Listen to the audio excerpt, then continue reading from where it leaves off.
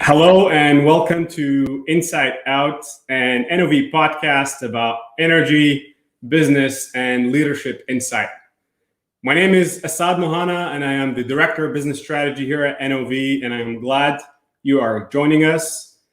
It was International Women's Day this week, and it is International Women's Week still. And here at NOV, we get to celebrate every day with thousands of remarkable women who make this company the great place it is today.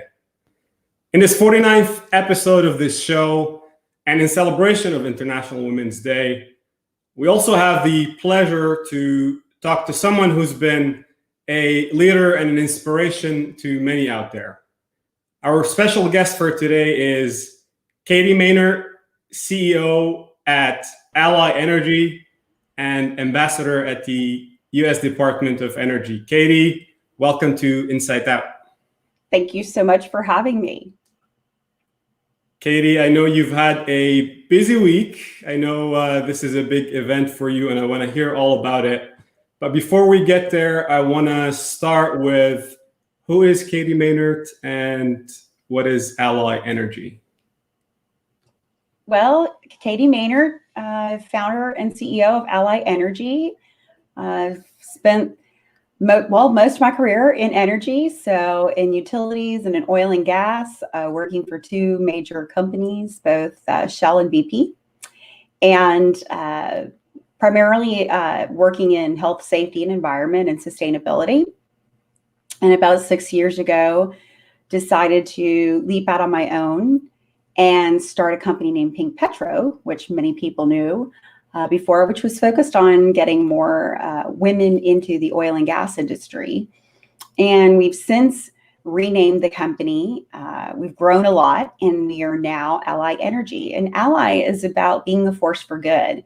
And so we are a social community about building and developing the energy workforce of the future, as well as helping people to connect, find jobs, search for information, and be a part of the energy transition. And that's a great resource to have. It's stuff, especially these days, you can't just make it on your own. Katie, did you just wake up one day and think we need a Pink Petro in this industry? Well, I think there were moments in my career I dismissed the fact that maybe I was the only person in the only woman in the room. But there was a moment on an airplane flight. I was working for BP at the time, who I know is a customer of NOV. And I was sitting next to a gentleman, and we were on our way back to Houston.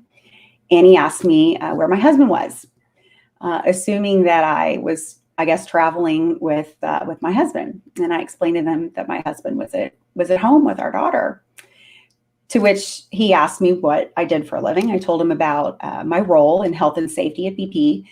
And he said, "What's a pretty young lady like you doing in a dark, dangerous business like oil and gas?" And so I immediately knew that there were two things there that really kind of got under my skin. Not so much being a woman, because being a strong woman, most strong women know you've got it. You can do anything you need to do, although we need to encourage women to have the confidence. The part that really bugged me, though, was the dark and dangerous narrative. You know, I know and realize, and we all realize, that the oil and gas industry, has its challenges around environment, but we provide. And I felt like this is a unique opportunity to go out and start something that will bridge this notion of environment and equity. It's amazing how you're able to, the intentionality in turning a difficult moment into an opportunity like that. Well, it wasn't an overnight thing. I think a lot of people think, it takes a lot of, thought, courage to put it out there, courage to try, figure out how to make it work. And I wasn't looking to just start a business. It was a gap I saw and decided to follow my heart.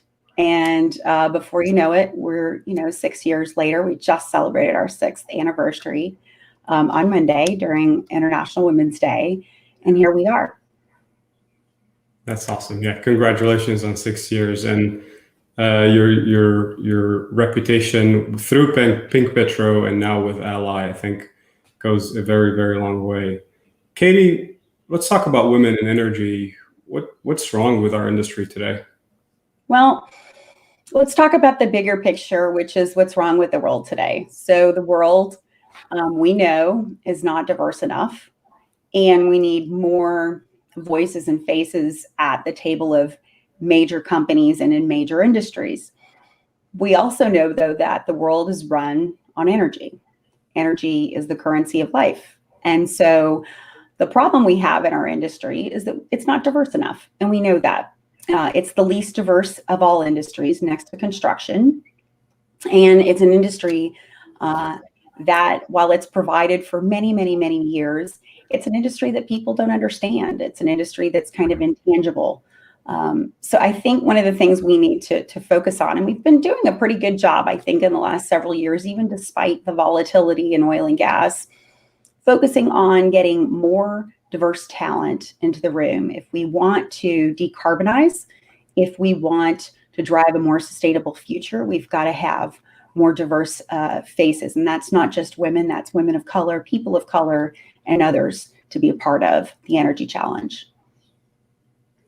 And there seemed to be a movement that started a few years ago with having more women on board of directors, and in terms of recruiting, having more people to represent the minorities. And it's a long journey, isn't it? It just doesn't shift right away. Yeah, I know. So my background in health and safety was on the behavioral side. So working in the business, trying to capture hearts and minds and shift culture. Really what we're looking at, though, is a huge shift in culture from a social perspective, from a society perspective. And I think what we're seeing now, particularly just in the last year with the pandemic, we know that we don't live in an equitable world. We know that our environment is being impacted, that these two things live on a merit index, and it's going to take an acceleration of getting, more seats at the table. So if you look at in December, the stock exchange, the NASDAQ, said diversify or delist. So we're starting to see obviously the public markets, the private markets, access to capital. We're seeing a lot of shifts across the spectrum that support the acceleration of diversity and inclusion in our workplaces. Right. And I think when we talk about energy transition today, kind of linking up to what you're just saying there, we, in our minds and most people's minds, the energy transition is a movement to shift from oil to gas, or from oil and gas to renewables, or the overall energy transition into hydrogen and carbon capture and decarbonizing the world. Is there an aspect that's not maybe given as much spotlight in energy transition that's more transition towards a more diverse energy source? Well, it's interesting you bring this up. One of the visions behind Ally is actually the word all, which is a part of Ally. And that is, in our mind, that we need all forms of energy and all people at this table.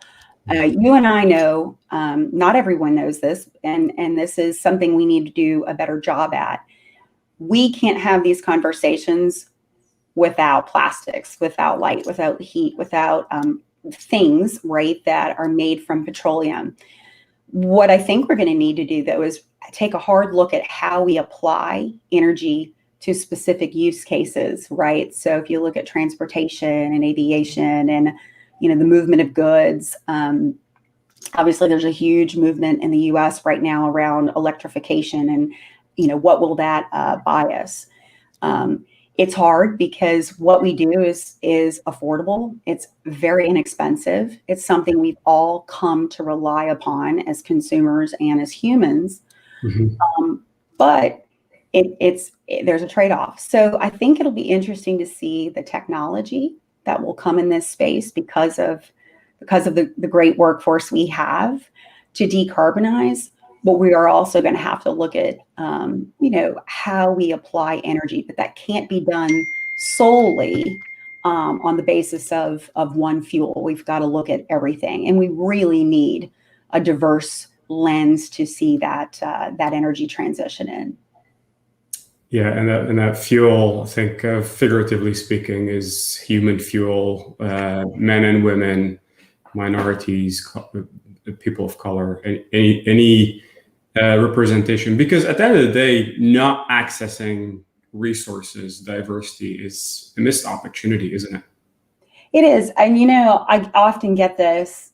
People ask me, how does your company, because we're a tech company, an energy tech company, but we're an energy human capital tech company. Yeah. How does your company impact climate? And I sit through, we've been a part of some pitch competitions and things because we're in a high growth state right now, and we see a lot of technology. But what people don't, I think, understand is that technology comes from people. And the ingenuity we have as humans are what drive solutions. Yeah. So I actually argue that our energy transition is the best case for diversity and inclusion, to really bring our world together, society together, governments, as well as the industry. Can I make a quick observation? Sure. I think I want to highlight how important this is. Energy transition is not just about hydrocarbons. It's not about wind. It's not about solar. What I'm hearing from you, energy transition, is a chance for our industry to make this right, isn't it?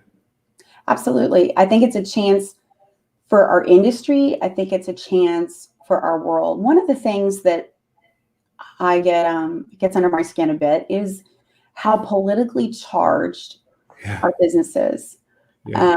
I'm often calling out politicians on both sides because they're misinformed.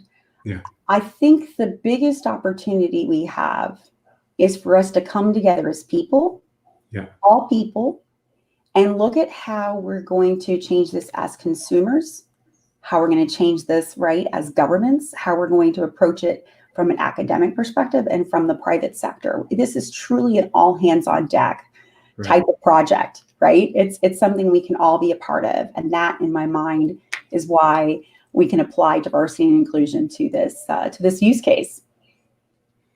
So with that in mind, what does success look like? I think success looks like, there are two components. The other kind of two components to Ally are the two L's, listening and learning with intent. So being curious about new ideas, being able to hear other people and to explore. I think, unfortunately, today we live in a divisive environment. And so one of the things I hope we will do is start to connect some dots. And one of the things we've been doing at Ally, we're bringing together the oil and gas industry with the utility industry, with the renewable industry, to talk about what does this transition look like for the workforce, for jobs. We sure don't want to lose good people, to technology or to medicine or to finance. So I think we need to get some successes about connecting the dots, getting people to start coming together and working more collaboratively. And that's something we're really proud of at Ally. That's great and well said. I mean, when it comes to, you mentioned listening and learning, just the active part of listening and learning, not because we have to, but because we want to, and we want to use it to improve in our industry. It sounds like there's a bit of a roadmap ahead of us to make this work. Yes, absolutely. Katie, I want to talk a little bit about energy literacy. You touched on the aspect of how political our industry gets. And we just had a very unfortunate natural disaster here in Texas with the Texas freeze. How do the two link up? Social media was flooded with pointing fingers. That was just wrong, wasn't it? I was one of the ones responding as I sat in my driveway frozen in Houston. So a lot of this gets back to some basics that we know in oil and gas, and that's about careful planning, mitigation, risk assessment. We know that our climate is warming, and we know that extreme temperatures are a possibility, and extreme temperatures are going to put more demand on the load, or on, for energy. So it was a very politically charged event. I think the most unique thing that came out of the freeze, despite the fact that we were all very inconvenienced, is it was an experience that woke up the public. I've had more people, friends who are not in the industry, reach out and say, I really want to learn more about my electricity, my energy. I think, unfortunately, we have to go through challenging times and have supply disruptions like we did during Texas storms. We've had storms in the past to really show the impact of how energy, the lack of reliability can create, a massive economic mess. A lot of money was lost the week that the freeze happened. A lot of time was lost. So we have to get more reliable about energy, but it's also the planning and making sure the grid is prepared. Mm-hmm. So I think, people want cheap energy. We all want cheap energy. We're all in America, we want cheap. But that's starting to erode away. We've really got to look at the infrastructure and see what we need to do to make sure we're investing in energy reliability. But a lot of this gets back to literacy, just trying to get people to understand that it's important for us to spend the money we need. And generally that money gets passed off, to the people who pay, the consumers. And I think that leaves us with lots of lessons just right there, understanding what the energy landscape looks like for not just Texas, but how can states and countries and nations be ready for the inevitable? I mean, at some point, crises like that are going to happen. It's just a matter of proper planning, understanding what the energy sources are. And like we've said, this is a combination of various energies or energy sources, not just one. I wanna maybe take that and talk about the role of women in our industry and what that role has been. I can personally attest to working with phenomenal women and leaders in our industry at NOV, outside of NOV, that make this industry what it is. For those who don't get the chance, I know, Katie, you see that on a day-to-day basis. What is that? What has that been? Well, I think women play a tremendous role, and particularly women of color, and I'll talk about that in a moment. Women are very, very good nurturers. We're good at collaboration. Mm. There are many behaviors that are wired into the DNA of a woman that I think bring something like a very politically charged topic like energy, give an opportunity for us to build bridges and to build allyship. So I think women play a big role in that. The other thing is I have a daughter. Her name is Ali. She's 10. And children need to see role models in order to make choices about the future. And if you look at some of the most prolific women in energy, when I think of them, Colette Honorable, she was the first FERC commissioner, Black FERC commissioner, Vicki Bailey, Paula Glover, many women who have kind of forged, the path. They made it, to leadership ranks. I don't think we can blame all of this, though, on the oil and gas industry. I have to look at the bigger picture. The world is run by men, white men.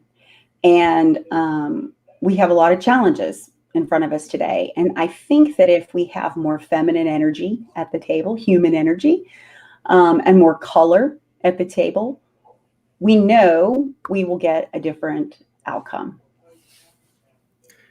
I really need to just pause right there and just highlight that one comment you made, that women in energy bring a sense of collaboration and nurturing and just a sense of peace overall. There's so much weight in that right there that can influence and improve and get us to better places. On that, I want to, leadership is something that I've been reading about and studying and looking at quite closely. And I know you're no stranger to that.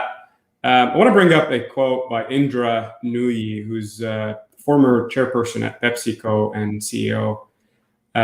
She's consistently ranked as the world's 100 most powerful women, and she says leadership is hard to define, and good leadership even harder. But if you can get people to follow you to the ends of the earth, you are a great leader. How do you hear that? How do you see leadership? I believe, so I grew up in the old school where you're kind of in the old school where title mattered. And what I've learned as I've, aspired through my career, whether it was in corporate or now as a CEO of a company, is that your ability to influence is more important than any title in the world. And you've got to be able to capture hearts and minds. I think it was, Simon Sinek has this wonderful TED Talk that's been shared a million times around, start with the why. Yeah. If we connect with people emotionally and we connect with them on why something matters, the what, the how, the who, that comes. I think generally, though, if we come at it from here's what I want to tell you and here's what we have to do, it's just a very different perspective. I think that influence is hugely important. I'm not here to tell you, nor am I here to be told, right, how I should be or how I should act. We're all here to influence and create experiences that shape people's beliefs differently so they, want to change. Yeah. That's and I believe, Katie, you've written a book and doing some writing still. Can you tell us about that? Sure. I wrote a book called Grow with the Flow. Actually, Show us. Yes. Grow with the Flow, Embrace Difference, Overcome Fear, and Progress with Purpose. Awesome. So check it out. We launched the book in the middle of the pandemic, and it's a story of my life, work and life failures and successes. It's the story of how the company came to be. It's a story around equity and environment. And I'm real proud of it. It was a story I wrote over 2 decades. Took me a while to finish it. It wasn't until Hurricane Harvey was kind of my reason to finish it. It helped me kind of heal through that process. But the second book I'm getting ready to embark upon is a children's book. Okay. Really excited about that. It's a book that spotlights women in energy with an element of making sure that we include women of color. Yeah. And the goal is to show young women the possibilities in the full energy spectrum. So in oil and gas, in utilities, and in renewables, since we have youngsters now that are looking pretty early, 10 is about 8 to 10 is where we really need to be reaching young women to influence them, to lead them to energy careers. Yeah, get them exposed at an early age, just like you're doing with your daughter, Allie. Trying. Yeah. And you have some more stuff coming down the line. Are you still working on your writings? Yeah, we've got. I'm trying to think. So today we launched a energy culture survey. Okay. It's the first what we call ethnographic survey. And what that means is we want people's stories.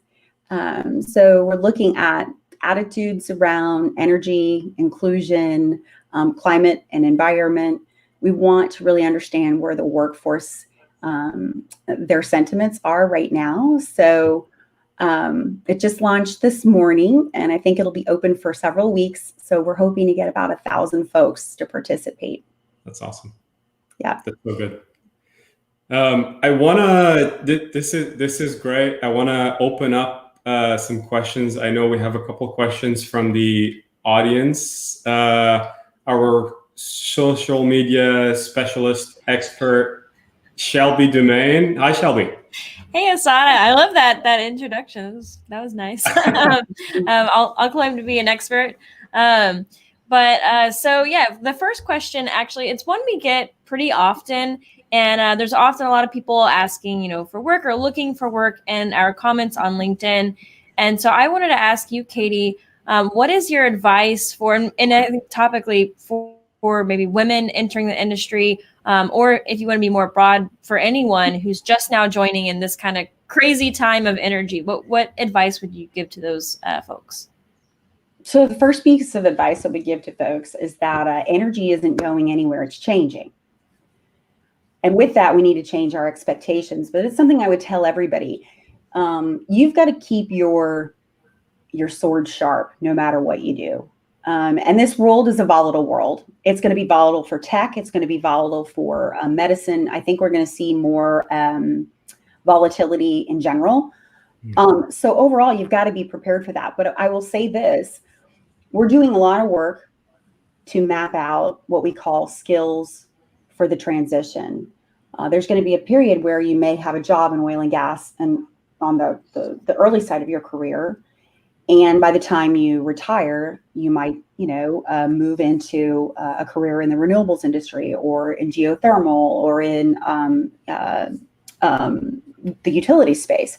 So one of the pieces of advice I give people is you've got to really, really focus in on what skills do you need that can be transferable, and you have to be flexible to be able to apply those skills. And we are working on a piece of work right now as a part of our Energy Workforce of the Future initiative to map that, to get with other companies. There are many companies that come to me and say, I'm looking for people. And then people say to me, well, all those jobs, I try to apply for jobs on LinkedIn. And I'm here to tell you, go to Ally, fill out a job seeker profile. Okay, you can do that. And what's beautiful about our community is it's not LinkedIn. It's a lot smaller. It's more focused, and it's very much driven on helping to connect people to the resources and the jobs they need during this transitional period. And obviously connect with me. I'd love to help out. I think we need to focus on making sure we do not lose the talent we have developed.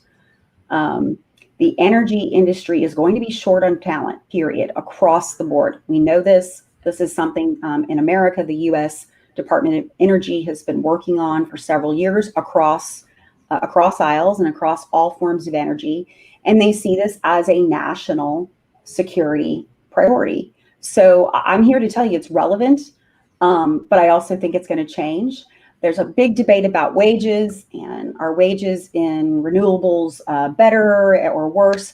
I think as you see the renewable sector and other sectors grow in energy, the wages will improve. So that's my advice for those who are looking, and we would love for you to fill out a profile on our site, a job seeker profile. Mm-hmm. Absolutely. And I want to let our audience know, Katie didn't tell me to say this or ask me to, but I just want to say the Energy 2.0 conference that y'all do every year, I've been to it in the past. If anyone ever has a chance, I think that's an excellent opportunity. I know I learned a lot of skills, as a person, a young person entering in this industry. And so I can't recommend that more, but I just had to throw that out there as you're talking. Well, and it's coming up. We've moved it. It's in April. It'll be a week before Earth Day, and it is this year virtual. It's the 13th to the 15th, and we would love folks to reach out and be a part of it. So absolutely, I'm looking forward to it. So I can't recommend it more to our viewers or anyone who's watching. And I wanted to ask another question, and this actually came in as a comment, but I'm kind of curious on your thoughts on it. And I apologize for pronunciation, but Lourdes Carry On LinkedIn, she mentioned that she's been in the industry for, it looks like 18 years, and most or all of her mentors have been men who she really respected, but she's saying she hopes to be a mentor to other women in the industry. So what advice would you have now? So on the opposite end, we talked about the people just entering. I'm curious on your thoughts on those who maybe have the knowledge, have the experience, how can they give back and kind of help that cycle begin? Well, I'm glad she asked. So there was a really long time I told myself that, like, I asked myself, how could I possibly offer someone else anything? And that's a woman thing. We're really, and it's a guy thing too. The confidence level. The best thing that you can do to help another person in this industry is to volunteer to be, a mentor. And really fortunate a couple of years ago to start a mentoring program called Lean In Energy. It is both men and women. So women helping women helping men, reverse mentoring, all of those kinds of things. And you can check it out at leaninenergy.org. That's an organization. I know there are tons of other organizations that have mentoring programs, but I think the biggest and most important thing we can do to help is also to be talking to our children about energy, even if our children don't get into energy. They don't understand food. They don't understand agriculture. Agriculture and energy are very tightly, connected. We wake up every day and we are aware, right, of these wonderful, bountiful things around us. I think the more that we can mentor young people in our industry, that's important. But I also think talking with that next generation about energy is equally important. But check out leaninenergy.org as a option for volunteering to be a mentor. And to your point, Katie, I think there's an opportunity in realizing that there's a problem, first of all, and then attacking it and tackling it. I think that creates opportunities for both new entrants into our industry as well as people who have been around for years and years. And I think what we discount sometimes is the fact that the transition is a timely process. I guess it's not going to happen overnight. There's so much to it that needs to take place in various forms, in various countries, in various shapes. I think it's a long journey for everybody. Yeah, I think what we will see is there will be elements of it that feel quick, and there will be elements of it that will be frustrating and painful. Yeah. There's so many technologies out there. One of the really great movie that I watched, and I know I've shared with the NOV team, and that helped me get more personal with my energy consumption as a consumer. Being in the energy industry never kind of, occurred to me several years ago. But there's a movie, it's a documentary out there called Living in the Future's Past. And it really helps to explain how we got to where we are today. And there are a lot of calculators too, where you can go out online and really understand, your personal use. I think this is something we're all going to have to make hugely personal. Yeah. We've got to make some behavioral choices as humans, okay? But it is going to take time. It's going to take time. It's going to take effort. And I know the industry is committed to that lower carbon future. Right. And you mentioned your daughter and how you exposed her during the Texas freeze. I had the opportunity to sit down with my son, who's just turned 5. It kind of was a good opportunity to talk about energy sources and why are we seeing a blackout and what's going on in Texas. It was really an opportunity for us to be part of that education and learning that you talked about earlier. Yeah, and I think the more we tell stories, the more we humanize energy, the more we're able to tangibly see the experiences, Right. that energy, creates. Yeah. I think that's important because then people will understand, well, how did I, receive that package, or, how did I take that trip, or, that vacation. I think that the more we can do as individuals to really bring that in and personalize that and share those stories, it's a very important part of the process. Katie, you mentioned a website where people can go to get involved. What would that be? Oh, allyenergy.com. So ALLY energy.com. And if you want to join, go into sign in, I believe up at the top, or sign up, and choose job seeker. Okay. Great. Katie, to wrap, if you were to leave our audience with one message today on this occasion, it is International Women's Week. We are living through a transition in all its forms. What's your closing remark? I'm going to go back to we need to be allies together, forces for good. We've got to come together and work together. And it's going to take all people and all forms of energy to drive that lower carbon future.